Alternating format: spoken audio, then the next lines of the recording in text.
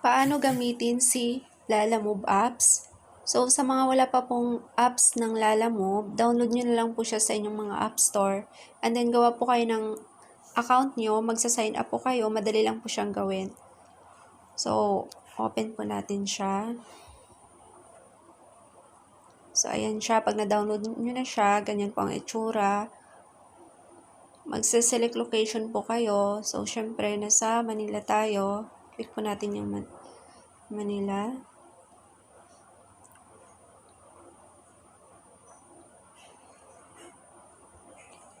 So, ako, may account na ako. So, maglalagin na lang.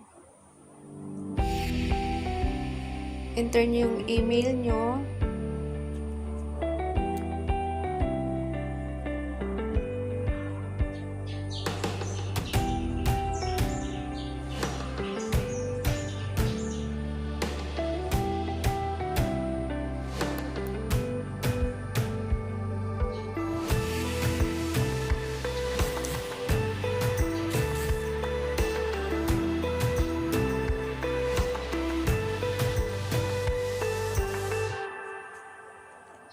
So, ayan, maglalagay na tayo.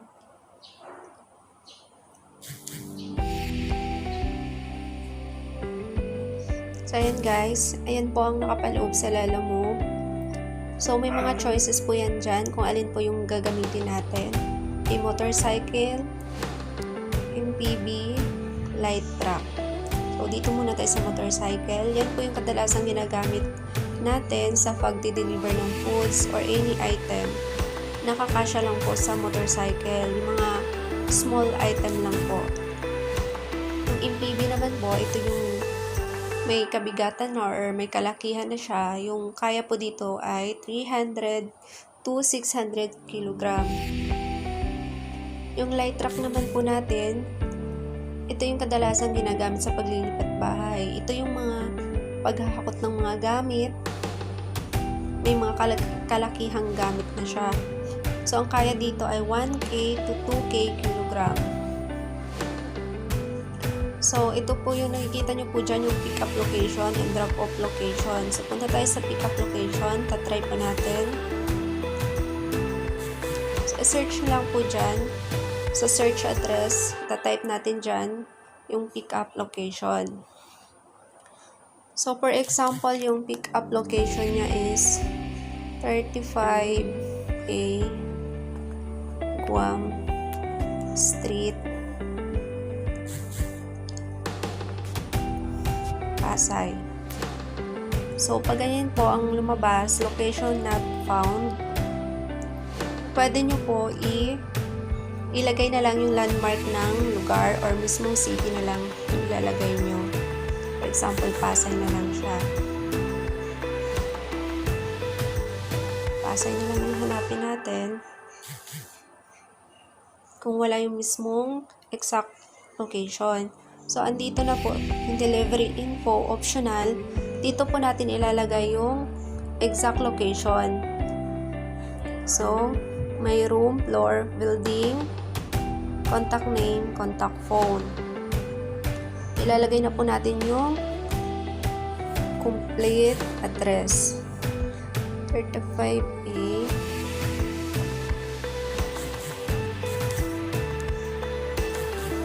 contact name, then importante sa lahat yung phone number.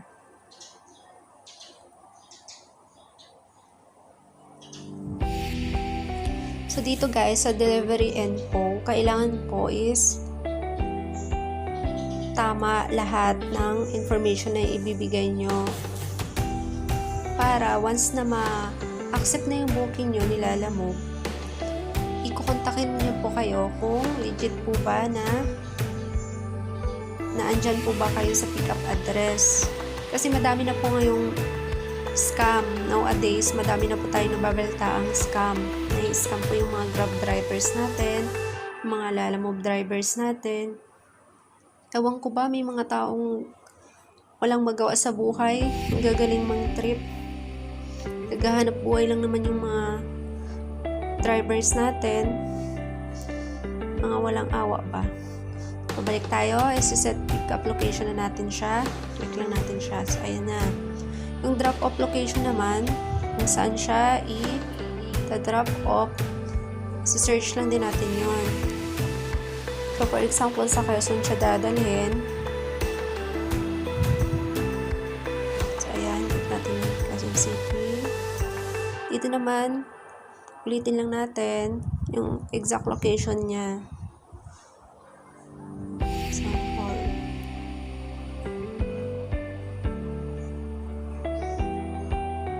So, ayan. Yung name ng magre-receive.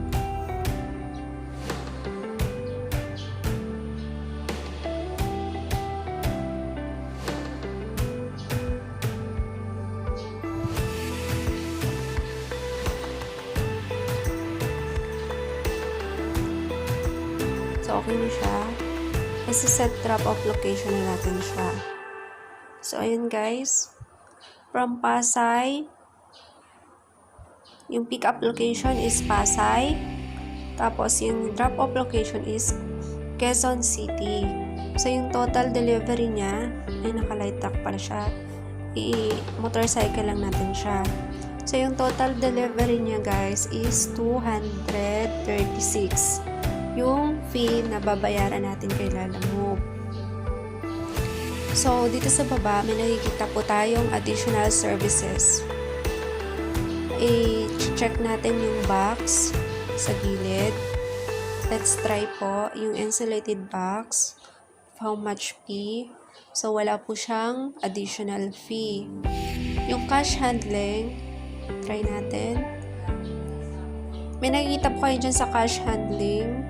Yung sa gilid niya, may question mark. Open lang po natin. And then, may details po dyan kung ano ang gamit niya. Yung cash handling, our partner driver can collect or deliver payments for you.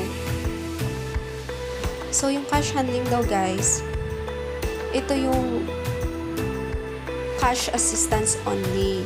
Wala siyang kasamang item na pipick upin or i-deliver. Yung mag-a-ask ka lang ng cash assistance dito kay Lalamove. So kanina 'di ba yung delivery fee is 200 plus 'di ba kanina? So nadagdagan siya ng 30, so naging 266 na siya. Try po natin yung queuing services. Check natin. Queuing service, no need to wait in line. Our partner driver can line up in any establishment to pick up, deliver, or process an item for you. So, ibig sabihin ng queuing service guys, for example, wala kang time na magbayad ng bills or magbabayad ka lang ng service ng Lalamove na siya magbabayad ng bill for you. So, yung additional na fee niya ay 70 pesos. So, naging 306 siya kasi nadagdagan ng 70 pesos. So, ano naman po itong purchase service? Wait of time is 30 minutes. So buksan natin. Yung purchase service guys, food, beverage, clothing, any item you need below 20 kg and 2,000, let our partner driver buy and pay for it on your behalf. So, ibig sabihin, ito po yung purchase service is pag may pipick upin si Lalamove, upon pick up, siya po yung mag-aabono ng babayaran ninyo, and then sa drop off, nyo siya babayaran ng delivery fee plus additional na purchase service. So, for example, nag-purchase service tayo. So, ang total niya, lahat guys, is 286. So, for example, deliver na natin. So, pwede po ditong add notes to driver. Yung add notes to driver guys, pwede nyo po dito sasabihan si Kuya Lalamove driver kung ano po yung item na pipick upin, at kung ano po yung mga pinindot nyong additional services doon. May message lang po or i-inform sa kanya. For example,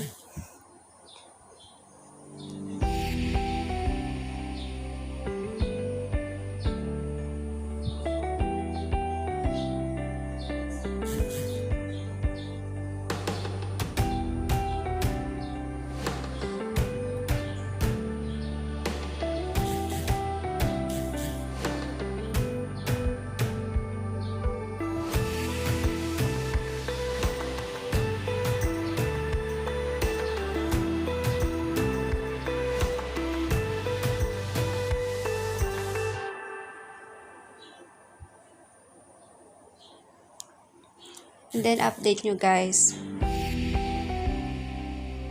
So ayan, nalabas nyo yung contact info nyo. Ayan na po siya sa taas, yung notes nyo sa driver. And then yung total price na babayaran nyo, 286 siya guys. Plus yung ninote nyo sa driver na 500 na siya yung mag-aabono. So ayan, 500 plus 286 yung babayaran nyo sa Lalamove. So, ayan, pag okay na, ipi-place order na lang natin siya. Select payment muna tayo. So, cash. Ayan, place order tayo. So, ayan, nag-a-assign yung driver na siya, guys. Na po yung booking nyo. Make sure muna ni Kuya Lalamove driver yung contact phone number nyo, yung sa pick up at sa drop off.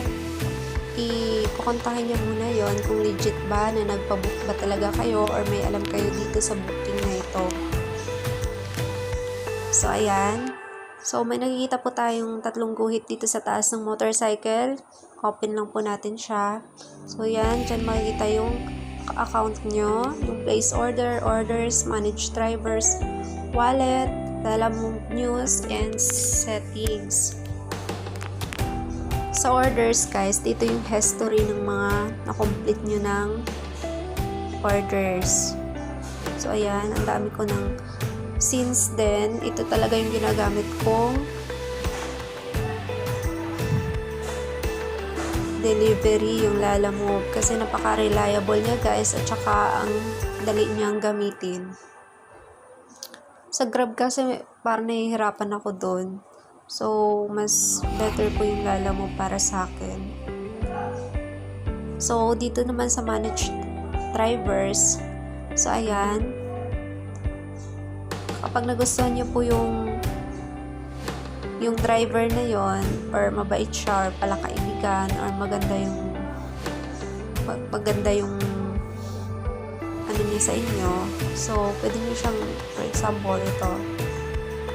Pwede nyo siyang i-remove dyan. Hindi natin i-remove. So, pwede kayong mag-ban pag ayaw nyo dun sa driver na yun. Pag masama ang ugali.